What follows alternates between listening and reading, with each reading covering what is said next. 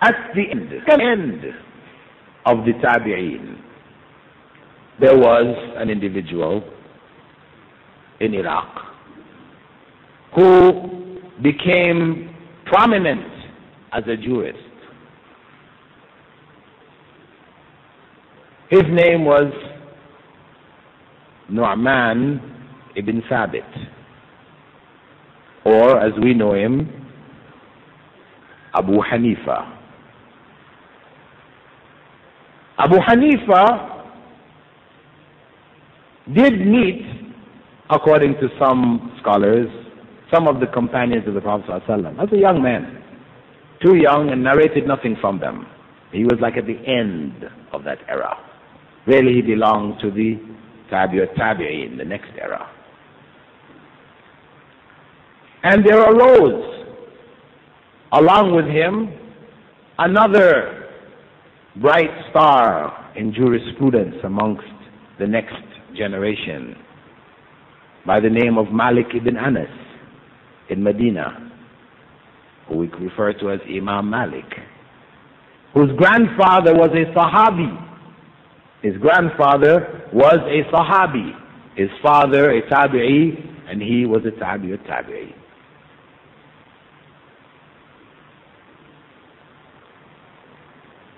And at the same time, there arose many other outstanding scholars whose names we don't know about today, like Al-Layth ibn Sa'd in Egypt, Al-Awza'i, Abdul Rahman ibn Abi Layla, Sufyan al-Thawri, Abu Thawr, etc., etc. Scholars of the same caliber as Abu Hanifa and Imam Malik.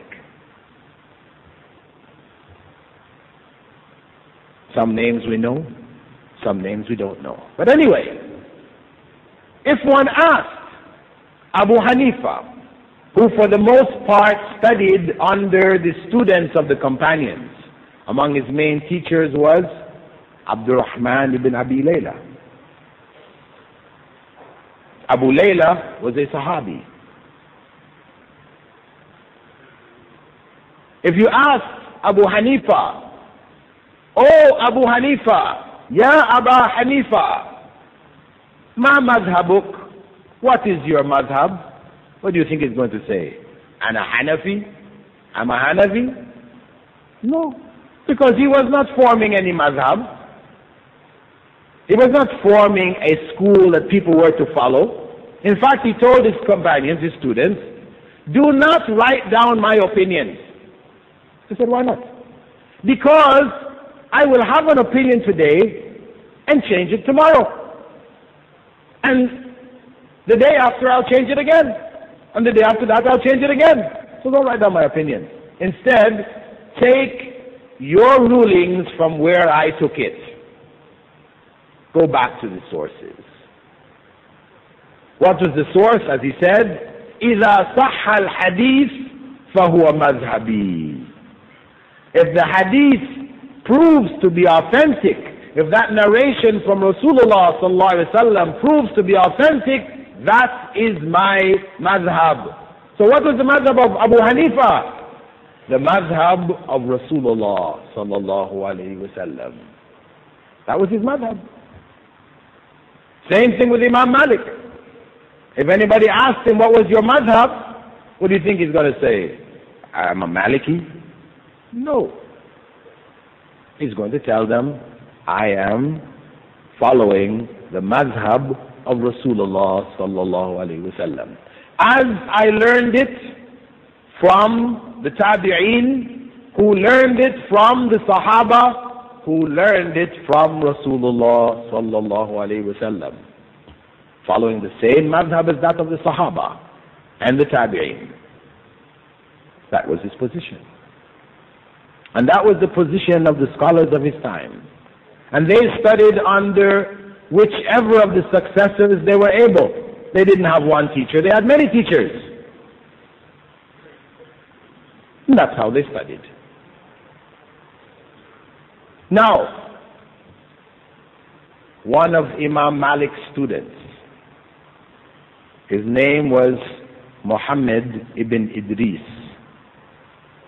al-Shafi'i, coming from Gaza, studied under him for 20 plus years until Imam Malik died. Then he left and went to Yemen, and he began to teach. He had memorized the Muwatta of Imam Malik, which is the book of Hadith and rulings of the Sahaba and Tabi'een, which was compiled by Imam Malik, the oldest book of Hadith to have reached us today in existence, the Muwatta of Imam Malik. He had memorized it, and he went to Yemen and taught in Yemen. Whilst he was teaching in Yemen, an accusation was raised. It was said that he had begun to lean towards Shiaism. He had Shiite leanings, because Yemen was at one point a Shiite state. So he was accused of having been influenced by Shiite teachings and was leaning towards Shiaism. So he was arrested and taken to Baghdad, to the Khalifa, before the judges, the chief judges of the Abbasid administration. And he was made to defend himself in court.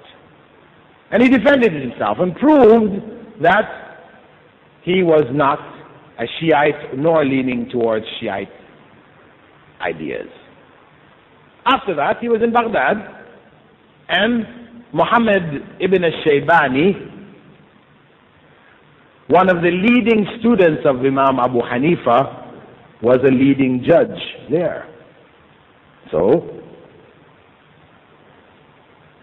Muhammad ibn Idris al-Shafi'i, he took the opportunity to study under him. He studied under him.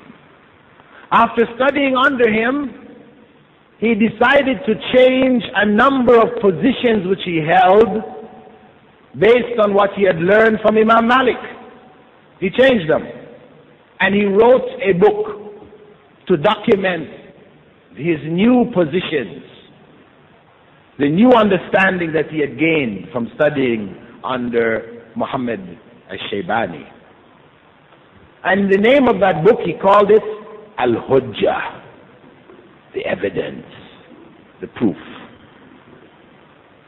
Then he decided to go to Egypt to study under Imam al-Layth. Of course, he didn't study under Abu Hanifa in Baghdad because Abu Hanifa was already dead. That's why he studied under his students. So he set off for Egypt to study under Imam al-Layth.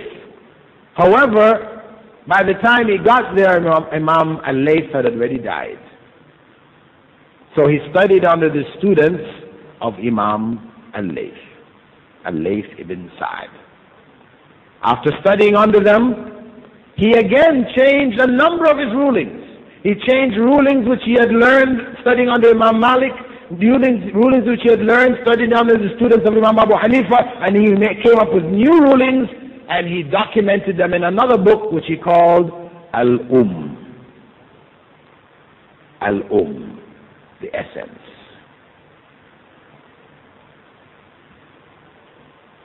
Now, Imam al-Shafi'i, he said, after studying under the students of